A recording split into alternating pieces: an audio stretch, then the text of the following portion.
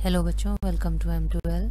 अब आज हम आपके लिए क्लास 9th और 10th दोनों के लिए ही ये इम्पॉर्टेंट टॉपिक है, क्योंकि ये आई थिंक 12th तक इंग्लिश में सब जगह इस्तेमाल किया जाता है, पेपर्स में भी आता है। बहुत इंपॉर्टेंट टॉपिक है। ये टॉपिक है आपका प्रेपोजिशन। प्रेपोजिशन का मतलब ये होता है कि आपको कनेक्टिव सेंटेंसेस इस तरह से जो जिस भी किसी सेंटेंस की किसी चीज़ की जगह होती है उसके लिए कुछ शब्द हमें इस्तेमाल किए जाते हैं। जैसे हम हिंदी में इस्तेमाल करते हैं, ये जगह कहाँ रखी है, उस जगह की पोजीशन क्या है। प्रेपोजिशन का मतलब है प्री पोजीशन। यहाँ पर आप देख सकते हो, यहाँ पर उन्होंने लिखा है the name preposition is pre position, यानी कि उसकी जगह कहाँ पर है चीज़ की, उस जगह के बारे में बताने के लिए हमने कुछ शब्दों को बनाया।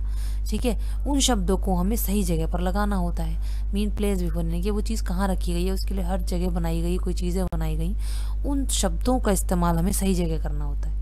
अब preposition typically comes before another word. Usually क्या होता है कि जो मेन वर्ड होता है उससे पहले ही आती है प्रेपोजिशन।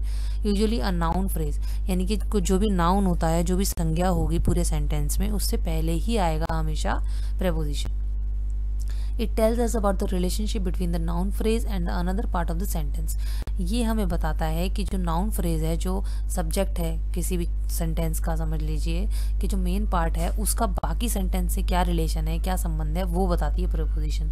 सबसे कॉमन प्रेपोजिशन जो है मानी जाती है कौन सी आती है, in, of, on, for, with, at, by. यहाँ पर उन्होंने एग्जाम्पल्स दे दिए, जैसे कि the book is on the round table. जो बुक है वो राउंड यानी कि गोल टेबल के ऊपर रखी है। तो ये क्या बता रहा है कि बुक कहाँ है, बुक का रिलेशनशिप किससे बता रहा है, संबंध बता रहा है राउंड टेबल से। क्या संबंध बता रहा है कि बुक किस तरह राउंड टेबल से जुड़ी हुई है, क्योंकि वो उसके ऊपर रखी हुई है। ठीक है, स्पेस का, जगह का उसका रिलेशनशिप बताया। वी विल मीट इन नवंबर, यानी कि हम नवंबर में मिलेंगे। आप हिंदी में यही तो कहते हो कि हम नवंबर में मिलेंगे, तो नवंबर में मिलेंगे, यहाँ पर टाइम का रिलेशनशिप है। ठीक है, किसका, वी के साथ रिलेशनशिप है, किसका, मिलने का। कब मिलेंगे, नवंबर में मिलेंगे। ठीक, इसी तरह से मेथड में I send the information by mail, मैंने किसी इंफॉर्मेशन को ईमेल के साथ, ईमेल के द्वारा भेज दिया। किसके द्वारा भेजा, ईमेल के द्वारा भेज दिया। तो मैंने क्या लिखा, बाय लिख दिया। तो प्रेपोजिशन इसी तरह से होती है कि आप किसी चीज़ को कैसे कर रहे हो, उसकी जगह कहाँ पर रखी, जगह कहाँ बता रहे हो, कहाँ है, वो कब हुआ, कैसे हुआ। ठीक है, तो उसके बारे में बताने वाली चीज़ जो शब्द होते हैं वो होती है प्रेपोजिशन आपकी। तो यहाँ पर हमारे पास कुछ एक्सरसाइजेज हैं, उन एक्सरसाइजेज को हम करेंगे और समझने की कोशिश करेंगे धीरे धीरे सेंटेंसेस और एग्जाम्पल्स के हिसाब से कि कोई भी प्रेपोजिशन को किस तरह इस्तेमाल किया जाता है। ये आपकी एक्सरसाइज नंबर 1 आती है। इसमें आता है ये look dash the picture on the wall. आपको फिल इन द ब्लैंक्स ही दिए जाएंगे। मैंने यहाँ पर आंसर्स को बोल्ड कर दिया इस तरह से। Look dash the picture on the wall, मतलब कि अगर आप पिक्चर की तरफ देखते हो तो आप कहाँ देखते हो, दीवार पर जो पिक्चर लगी हुई है, पर दीवार पर जो पिक्चर लगी हुई है वही देखते हो ना। आप हिंदी में कैसे प्रेपोजिशन इस्तेमाल करते हो, में, पर, ठीक है, के साथ, के लिए, को, का, की, इस तरह से यूज करते हो ना, कारक यूज करते हो जो आप, तो वो एक तरह से आपकी हिंदी की प्रेपोजिशन है। अब उस हिंदी की प्रेपोजिशन को आप जब इंग्लिश में कन्वर्ट करके सेंटेंस में आपको लगाना होता है। बस इस सेंटेंस को अगर आप हिंदी में पढ़ो तो कैसे पढ़ोगे, look at the picture on the wall, दीवार पर लगी पिक्चर को देखो। तो पर के लिए हम क्या इस्तेमाल करते हैं, पर के लिए हम यहाँ एट इस्तेमाल करते हैं। ठीक है, जब हम किसी चीज़ की तरफ देखते हैं तो हम हमेशा एट की तरफ, एट करके बोलते हैं। तो look at this, look at that, ठीक है, उसकी तरफ देखो, उसकी तरफ देखो, तो हम एट इस्तेमाल करते हैं जब हम किसी चीज़ की तरफ देखते हैं। तो ऐसे ही सेकंड एग्जांपल में he has cut his fingers with a knife dash a knife करके आएगा, तो चाकू के साथ उसने अपनी उंगली काट ली। ठीक है, चाकू से आप बोलते हो ना, चाकू की वजह, आप ये तो नहीं बोलते हो कि चाकू से उसकी उंगली कट गई है ना, तो आप क्या बोलते हो, चाकू के साथ उसकी उंगली कट गई है ना, चाकू की वजह से कटी ना, चाकू उसके हाथ में था, चाकू उसके साथ था, तो हम क्या लगाएंगे, विद नाइफ। अगले एग्जाम्पल में वो बोलता है गीतांजलि वॉज रिटर्न, गीतांजलि एक बुक का नाम है, गीतांजलि वॉज रिटर्न, बुक लिखी थी, तो वो कह रहा है कि Gitanjali was written dash Rabindranath. Gitanjali किसने लिखी है, रविंद्रनाथ टैगोर ने। किसके द्वारा लिखी गई है, रविंद्रनाथ टैगोर के द्वारा लिखी गई है, इसलिए हम बाय लगाते हैं। He will arrive at 1 PM, वो कब आएगा, 1 बजे आएगा। तो जब भी टाइम की बात होती है एग्जैक्टली तो भी हम एट का इस्तेमाल करते हैं, तो हम ये बोल देते हैं he will arrive at 1 PM। अगला है train pass through the tunnel, ये आपका प्रेपोजिशन है, यानी कि टनल से होकर गुजरती है, यानी कि उसके बीच में से होकर गुजरती है ना। जब पानी है, पानी पाइप से होकर गुजरता है ना, तो हम क्या बोलते हैं उसमें यही बोलते हैं हम, water is flowing through the pipe. ठीक है, तो इसी तरह से जब किसी चीज़ के बीच में से कोई चीज़ होकर गुजर रही है तो हम उसमें थ्रू लगाते हैं, तो हम क्या बोलेंगे, train pass through the tunnel, ये आपका प्रेपोजिशन है।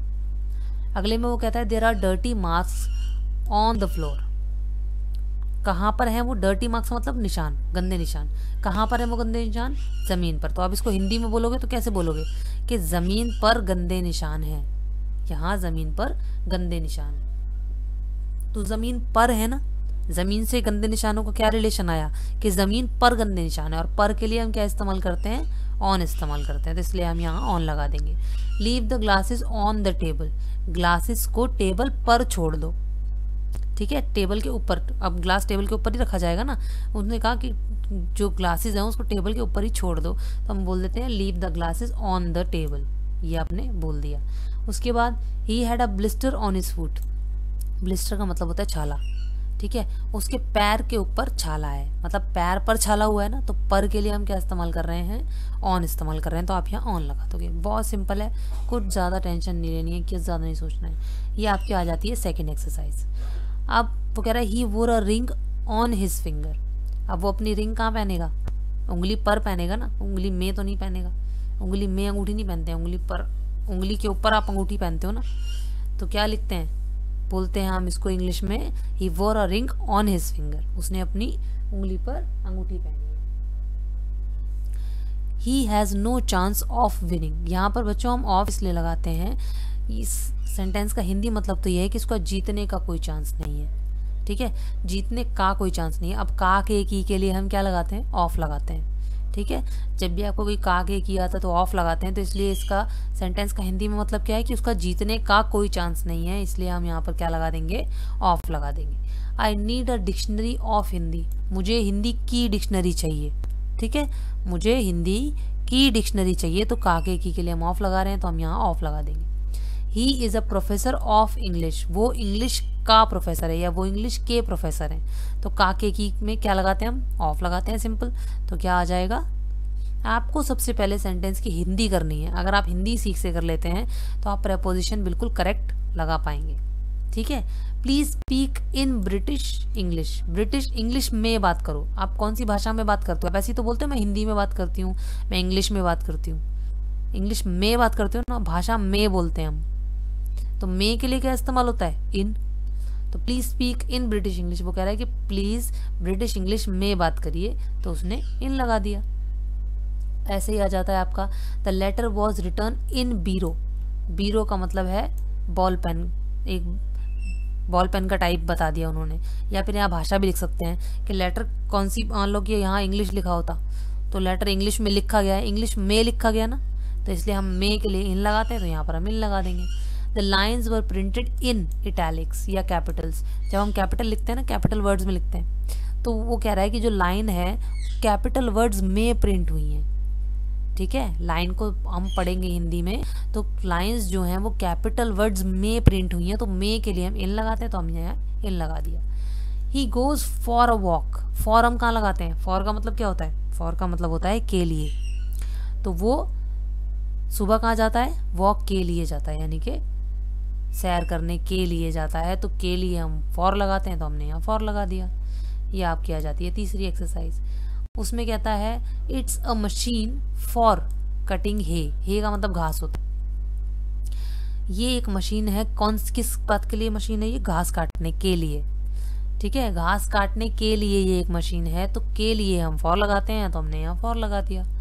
अगला है आपका I draw pictures for pleasure, यहाँ पर भी फॉर आ जाएगा। क्यों, ये कह रहा है कि मैं जो पिक्चर्स ड्रॉ करता हूँ या मैं ड्राइंग जो करता हूँ वो मैं खुशी के लिए करता हूँ, प्लेजर इज खुशी। ठीक है, मैं खुशी के लिए ड्राइंग करता हूँ, तो के लिए ड्राइंग करता हूँ, तो के लिए फॉर आ गया, तो फॉर हमने लगा दिया। What did you shout at him for, ये कह रहा है कि तुम उस पर किस बात के लिए चिल्ला रहे हो, उस पर। ठीक है, हिम कहाँ है, किस पर चिल्ला रहे हैं, हिम, एट हिम, हिम इसके ऊपर चिल्ला रहे हैं, इसके पर मतलब उस पर चिल्ला रहे हैं या इसके ऊपर चिल्ला रहे हैं, तो उसके लिए हम क्या लगा देते हैं, एट लगा देते हैं। He stood before her in the Q, Q का मतलब लाइन होता है, जो आपकी लाइन लगती है एक के पीछे एक जो लगते हैं। ही स्टूड बिफोर हर मतलब कि ये वो उससे पहले खड़ा था, बिफोर का मतलब पहले होता है, तो वो उससे पहले खड़ा था। कहाँ खड़ा था, लाइन में खड़ा था। तो मे के लिए हम क्या लगाते हैं, इन लगाते हैं, ठीक है। We knelt before the shrine, shrine का मतलब होता है जो भी आपका पवित्र स्थान माना जाता है, जो भी मंदिर है, मूर्ति है, उसको हम श्राइन बोल देते हैं, मूर्ति। तो हम अब यहाँ पर जो बिफोर है ये पहले वाला बिफोर नहीं है, ये सामने वाला बिफोर है, ठीक है। नेल्ट का मतलब ये है हम घुटने के बल बैठ गए। तो we knelt before the shrine मतलब कि हमने उसके आगे, मूर्ति के आगे हम घुटने के बल बैठे। तो ये सामने होता है, ये वाले बिफोर का मतलब होता है सामने, ठीक है। Your name come before mine, यहाँ पर ये जो बिफोर, आप देखो बच्चों दोनों बिफोर हैं, लेकिन ये वाले बिफोर का मतलब और ये वाले बिफोर का मतलब अलग है। ये वाले बिफोर का मतलब है सामने और ये वाले बिफोर का मतलब है पहले, ठीक है। पहली वाली लाइन का मतलब है we knelt before the shrine, हम मूर्ति के सामने घुटने के बल बैठे। और दूसरी लाइन का मतलब है कि तुम्हारा नाम लिस्ट में मेरे नाम से पहले आता है। यह बात आपको ध्यान रखनी है, इसीलिए आपको सेंटेंस की हिंदी मालूम होना जरूरी है। अगर आपको सेंटेंस की हिंदी मालूम होगी तो आप सही आराम से प्रेपोजिशन लगा पाओगे। Potato sells at ₹15 each kilo, यहाँ पर रेट उसने बताया एग्जैक्टली, रेट के लिए, टाइम के लिए, सबके लिए हम एट लगा रहे हैं। पोटैटो कितने भाव पर बेचे जाते हैं, ₹15 प्रति kilo. I bought this perfume for $2। अब यहाँ पर फॉर का मतलब आता है में या के लिए। इसका कहने का मतलब है लाइन का कि मैंने ये परफ्यूम $2 में खरीदा। तो हम जो हिंदी में बोलते हैं, हम बोलते हैं कि हमने $2 में खरीदा, लेकिन इंग्लिश में जब इस्तेमाल किया जाएगा तो इंग्लिश में इसके इस्तेमाल करने का मतलब ये है कि मैंने $2 के लिए, मतलब डॉलर्स के बदले में आप परफ्यूम ले रहे हो ना, ठीक है। तो मैंने ये परफ्यूम खरीदा $2 के लिए, यानी कि $2 के बदले में मैंने ये परफ्यूम लिया। तो मैं यहाँ क्या लगाऊंगी, जब भी हम कुछ खरीदेंगे तो कितने का खरीदेंगे, जितने का भी खरीदेंगे तो फॉर लगाएंगे, ठीक है। जैसे कि आपका अगला जैसे एग्जाम्पल आ जाता है, टॉम ड्राइव्स एट 20 किलोमीटर/आवर। यहाँ पर भी इसने स्पीड बता दी, एग्जैक्ट बता रखा है अमाउंट, है ना। यहाँ पर भी एग्जैक्ट है, यहाँ पर भी एग्जैक्ट है। तो वो बता रहा है कि टॉम कितनी स्पीड पे ड्राइव करता है, कितनी स्पीड पे कार चलाता है, 20 किलोमीटर/आवर। अगला है आपका द मैन वो शूटिंग एट द क्राउड। अब वो कह रहा है कि जो आदमी है वो शूटिंग कर रहा था, यानी कि गोलाबारी कर रहा था, बंदूक चला रहा था, किस पर, भीड़ पर चला रहा था। तो एट के लिए हम पर लगाते हैं, ऑन के लिए पर लगाते हैं, पर ऑन के लिए और एट के लिए हम अलग अलग तरीके से पर का इस्तेमाल करते हैं। ऑन हम तब इस्तेमाल करते हैं जब उसके ऊपर कोई चीज़ होती है, ठीक है। और एट तब हम यूज़ करते हैं जब हम किसी चीज़ की तरफ इशारा कर रहे होते हैं या किसी चीज़ के बारे में बता रहे होते हैं। तो यहाँ पर जो आदमी है वो भीड़ की तरफ इशारा कर रहा था, यानी कि भीड़ की तरफ ही गोली चला रहा था, तो भीड़ पर उसने गोली चलाई थी। तो यहाँ पर हम एट लिख देंगे।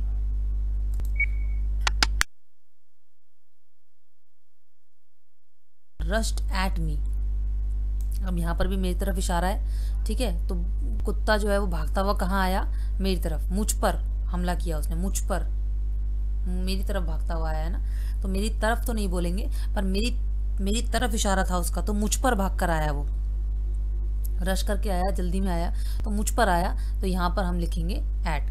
The cloud is a poem by Shelley. तो किसी की कोई संरचना होती है किसके द्वारा, बाय क्या होता है, किसके द्वारा। तो ये पोएम जो है द क्लाउड किसके द्वारा लिखी गई, शैली के द्वारा लिखी गई। तो के द्वारा में हम क्या लगाते हैं, बाय लगाते हैं। आई वेंट टू ब्राउन्सविल बाय बस, मैं ब्राउन्सविल गया, किसके द्वारा गया, बस के द्वारा गया। मे आई पे बाय चेक, क्या मैं चेक के द्वारा पे कर सकता हूँ, चेक से बोल लो या के द्वारा बोल लो, ठीक है। किसी के द्वारा पे करना है तो वहाँ पर हम बाय लगाते हैं। तो यहाँ आपके पास अगर डैश आ जाता है तो आप बाय लगाओगे। अगर आपके पास यहाँ डैश भी होता तो आप क्या लगोगे कि भाई लाइन का मतलब तो यही बन रहा है ना कि क्या मैं चेक डैश पे कर सकता हूँ। तो चेक से कैसे पे करते हैं, के द्वारा ही तो पे करते हैं, के द्वारा के लिए हम बाय लगाते हैं। आई शैल कॉन्टैक्ट यू बाय लेटर और टेलीफोन, मैं तुम्हें कांटेक्ट कर लूँगा, मैं तुमसे संपर्क कर लूँगा, किसके द्वारा, लेटर के द्वारा या फिर टेलीफोन के द्वारा। I am on holiday from, अब यहाँ पर फ्रॉम आ जाता है, फ्रॉम आता है से, कब से की बात हो रही है, तो यहाँ पर टाइम हो जाता है, कुछ भी हो जाता है, कोई भी टाइम बता सकते हैं, कोई भी समय बता सकते हैं। यहाँ पर वो कह रहा है कि I am on holiday from 15 दिसंबर, यानी कि मैं 15 दिसंबर से छुट्टी पर रहूँगा, ठीक है, छुट्टी पर जा रहा हूँ। तो यहाँ पर से आ जाता है, जो शुरुआत वाला से होता है ना, कब से कब तक, तो वो वाला से होता है ये, तो फ्रॉम लगा देते हैं। अब जैसे इस वाले में कहता है he was blind from birth, वो कब से देख नहीं सकता, बचपन से, जन्म से देख नहीं सकता, तो यहाँ पर जो से है उसके लिए हम फ्रॉम लगा देते हैं, ये आपका प्रेपोजिशन हो जाता है। अगले में अब वो क्या कह रहा है, एक्सरसाइज 5 में वो कहता है शी स्टूड बिहाइंड मी, वो कहाँ खड़ी रही, मेरे पीछे, बिहाइंड मतलब पीछे, वो मेरे पीछे खड़ी रही। हाइड डैश द ट्री, पेड़ के कहाँ छुप जाओ, पेड़ के पीछे छुप जाओ, तो पेड़ के पीछे क्या होता है, पीछे होता है behind. He was brought dash the police officer, उसे कहाँ लाया गया, पुलिस ऑफिसर के सामने लाया गया, ये बिफोर वो वाला है सामने वाला, तो उसे पुलिस ऑफिसर के सामने लाया गया, तो हमने लिख दिया he was brought before the police officer, ठीक है। The man ran dash the house, तो आदमी है वो कहाँ भागा, घर के अंदर भागा। जब घर के अंदर भागता तो हम क्या करते हैं, इनटू, क्लासरूम में जाते तो इनटू लिखते थे ना, कि he entered into the classroom, he entered the classroom. जब फ्रॉग कूदता है तो हम इनटू द वाटर करते हैं, इनटू द पॉन्ड करते हैं, इनटू द रिवर करते हैं, तो इसी तरह the man ran into the house, कहाँ पर वो भागा, घर में अंदर भागा। He is walking across the road, across का मतलब होता है दूसरी तरफ, ठीक है, रोड के दूसरी तरफ, तो वो कहाँ चल रहा था, रोड के दूसरी तरफ, जहां पर दूसरी तरफ की बात होती है वहां हम क्या लगाते हैं, अक्रॉस लगा देते हैं। The road is dash the river, road जो है वो नदी के साथ साथ है, जब चीज कोई साथ साथ चल रही है तो हम उसमें अलॉन्ग लगा देते हैं, हम तो लिख देते हैं the road is dash the river, मतलब कि रोड उसके साथ साथ चल रहा है, यानी कि साथ साथ के लिए हम क्या लगाते हैं, अलॉन्ग लगाते हैं। चलिए next exercise, he knows nothing dash the matter, उसे कुछ भी नहीं मालूम, मैटर यानी कि मामले के बारे में, क्या आगे बात, मामले के बारे में, तो जहां बारे में आ जाता है वहां पर हम क्या लिखते हैं, अबाउट, उसे इस मामले के बारे में कुछ भी नहीं पता, ठीक है। There is nobody dash the house within the house, within का मतलब घर के अंदर अंदर, there is nobody within the house मतलब अगर घर के अंदर अंदर की बात करें तो घर में कोई भी नहीं है, ठीक है। नेक्स्ट में वो कहता है there can be no success dash hard work, कोई भी सफलता नहीं पाई जा सकती किसके बिना, हार्ड वर्क, मेहनत के बिना, तो यहाँ पर डैश आएगा तो ऑब्वियसली मतलब बनता है इस लाइन का कि हार्ड वर्क के बिना सक्सेस नहीं मिल सकती, तो उसके बिना के लिए हम क्या वर्ड लगाते हैं, विदाउट लगाते हैं, ठीक है। There was a long discussion dash the two of them, जहाँ पर दो लोगों की बात हो रही है और डिस्कशन हो रहा है, दो लोगों के बीच में डिस्कशन होता है ना, दो लोगों के साथ डिस्कशन नहीं होता है, हमेशा दो लोगों के बीच में डिस्कशन होता है, तो बीच के लिए हम क्या लिखते हैं, हमेशा बिटवीन लिखते हैं, तो जहां पर भी दो लोगों की बात होगी कि इन लोगों के बीच में बात हो रही है, तो इसका मतलब हमेशा हम वहां क्या लगाएंगे, बिटवीन लगाएंगे। He has lived here since 1990, ठीक है, वो कब से यहाँ रह रहा है, 1980 से, तो उन्होंने एग्जैक्ट टाइम दिया हुआ है इसलिए आप सिंस लगा दोगे। It has not rained since the end of June, वो कह रहा है कि कब से बारिश नहीं हुई है, जून के एंड से बारिश नहीं हुई है। You will have to wait until my return, until का मतलब होता है जब तक नहीं, ठीक है, अंटिल का मतलब होता है जब तक नहीं, टिल का मतलब होता है जब तक, और अंटिल का मतलब होता है जब तक नहीं, तो वो कह रहा है कि तुम्हें इंतजार करना पड़ेगा जब तक मैं नहीं आ जाता, अंटिल माई रिटर्न मतलब जब तक मैं नहीं आ जाता, तो यहाँ पर आप क्या लगाएंगे, अंटिल लगाएंगे। He is expected to be here until और till the end of the week, ठीक है।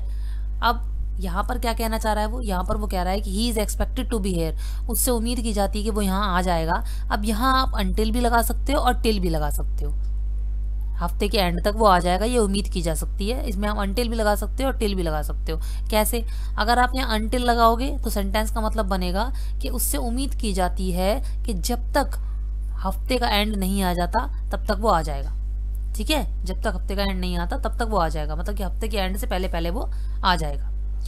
और टिल अगर लगाते हो तो टिल का मतलब बनता है कि उससे उम्मीद की जाती है जब तक हफ्ते का एंड आएगा तब तक वो आ जाएगा, दोनों चीजें लगा सकते हो आप, ठीक है। अगला सेंटेंस है I get up before 6 in the morning, यानी कि मैं सुबह 6 बजे से पहले उठ जाता हूँ। ठीक है। I had to complete the task before 5 o'clock। अब यहाँ पर देखो, यहाँ पर भी पहले है, यहाँ पर भी पहले है, कंफ्यूज नहीं होना है। मुझे ये काम कंप्लीट करना है कब? 5 बजे से पहले इसे कंप्लीट कर देना है, तो यहाँ पर मैं बिफोर लिख दूंगा। अब ये आपका आ जाता है the ball rolled of the floor. ये जो OFF वाला ऑफ होता है, ये होता है दूर वाला, किसी चीज़ के दूर हटने की। गेट ऑफ मी, मुझसे दूर हट जाओ। ठीक है। तो ये वाला जो ऑफ होता है ये हमेशा अपोजिट होता है, दूर हटने वाला होता है। तो इस सेंटेंस का मतलब है the ball rolled of the floor, मतलब जो बॉल है वो लुढ़कती हुई फर्श से आगे चली गई, फर्श के आगे जाकर गिर गई या कहीं भी कुछ भी हुआ, लेकिन वो फर्श पर जाकर लुढ़क गई और दूर चली गई। The crowd press against the, against आपका ये प्रपोजिशन है। The crowd pressed against the door, जो भीड़ थी वो दरवाजे, मतलब कि अब आप दीवार से अगर सटकर खड़े हो जाते हो तो वो क्या होता है, और आप अगर उसको जोर लगाने की कोशिश करो तो आप क्या कर रहे हो? प्रेस कर रहे हो दीवार को, दबा रहे हो दीवार को, लेकिन उसे क्या कहा जाएगा? You are pressed against the wall. आप दीवार की अगेंस्ट, दीवार के विरुद्ध में उसको दबा रहे हो। आप दीवार को दबा तो नहीं सकते हो ना, लेकिन क्या होता है कि दीवार के विरुद्ध आप दबा रहे हो, मतलब कि दीवार जो खड़ी है तो आप उसके विरुद्ध डायरेक्शन में दबा रहे हो ना, तो उसलिए अगेंस्ट लिखा जाता है। इसी तरह ये सेंटेंस कहने की कोशिश कर रहा है कि जो क्राउड है, जो भीड़ है, वो दरवाजे की अगेंस्ट में दब रही है। ठीक है। He put the ladder against the wall, इसी तरह से उसने कहा है कि जो उसने सीढ़ी है वो उसने दीवार के अगेंस्ट में रख दी, यानी कि दीवार के विरुद्ध में रख दी। दीवार से लगा कर रखेगा ना वो, तो अगर दीवार के विरुद्ध में रखेगा, इसको ऐसे कहा जाता है कि दीवार, जैसे दीवार तो आपके सामने खड़ी है, ऐसा कहा जाता है जैसे दीवार आपको देख रही है। ठीक है। आमने सामने कोई दो लोग देख रहे हैं, तो आप किसी के सामने कोई चीज़ रखोगे तो वो उसके विरुद्ध में होगी ना, उसके विरुद्ध डायरेक्शन में होगी, तो इसलिए ऐसा कहा जाता है कि वो जो सीढ़ी है उसने वो दीवार के अगेंस्ट में रख दी। अब यहाँ आ जाता है आपका फ्रॉम। मैंने आपको बताया था फ्रॉम का मतलब होता है से, कब से बात हो रही है। He went from Delhi to Ambala, वो कहाँ? दिल्ली से गया, कहाँ गया? अम्बाला गया। ठीक है। चलो अगला आता है, आप यहाँ पर आपका प्रपोजिशन ऑन भी हो सकता है, यहाँ पर आपका प्रपोजिशन टू भी हो सकता है, कहीं भी आपको फिल इन द ब्लैंक्स मिल सकता है। आपको सेंटेंस मेनली समझना है। He was on his way to the station, वो रास्ते में था, कहाँ जाने के लिए? स्टेशन जाने के लिए। ठीक है। अगला ये आ जाता है आपका टूवर्ड्स। टूवर्ड्स होता है की तरफ, किसी भी चीज़ की तरफ। He was speeding towards the town, वो किस स्पीड से जब जा रहा था तो किस चीज़ की तरफ जा रहा था? टाउन की तरफ, अपने कस्बे की तरफ। ही रैन टूवर्ड्स द डोर, वो कहाँ भागा? दरवाजे की तरफ भागा। ठीक है। दे टुक शेल्टर अंडर द ट्रीज, उन्होंने कहाँ पर जगह ली, कहाँ आश्रय लिया? पेड़ों के नीचे, अंडर, नीचे ले लिया। The lake is 500 feet below the sea level, below का मतलब भी यहाँ नीचे होता है, लेकिन हम मोस्टली सी लेवल के जब बात करते हैं तब हमेशा सी लेवल के नीचे को हम अंडर द सी लेवल नहीं कहते हैं, हमेशा बिलो द सी लेवल कहते हैं। ठीक है। द लेक इज 500 फीट, जो ये झील है ये जो समुद्री तल है उससे 500 फीट नीचे है। There were books all over the table, ये पर आ जाता है ओवर, ये आपका प्रपोजिशन नया है, ये आपका आ जाता है ओवर, यानी कि जो बुक्स हैं वो पूरी टेबल पे फैली हुई हैं, मतलब कि चारों तरफ। ओवर का मतलब होता है उसके चारों तरफ ऐसा कुछ बात हो रही है, जैसे there were books all over the table, यानी कि जो बुक्स थी वो टेबल के सारी तरफ फैली हुई थी, सब तरफ बुक्स ही बुक्स थी। ठीक है। फिर अगला आ जाता है आपका they had a large umbrella over हर, मतलब कि उन्होंने क्या किया, एक बड़ा सा अम्ब्रेला उसके ऊपर रख दिया, यानी कि ये ओवर का मतलब है ये उसके ऊपर उन्होंने रख दिया। अब इसी तरह से टेबल की बात हो रही थी, तो टेबल के ऊपर चारों तरफ किताबें फैली पड़ी थी, तो टेबल के सब तरफ किताबें थी, लेकिन टेबल के ऊपर ही रखी हुई थी ना, टेबल के ऊपर फैली हुई थी बस, लेकिन टेबल पर रखी थी, तो इसलिए हम उसको ओवर बोलेंगे। इसी तरह से अम्ब्रेला भी जब उसके ऊपर रखा गया तो उसको भी ओवर कहेंगे। The pilot was flying above the clouds, यहाँ पर अब बादलों के बारे में जब बात करते हैं, बादलों की, पंछियों की जब बात करते हैं तो हम क्या लगाते हैं?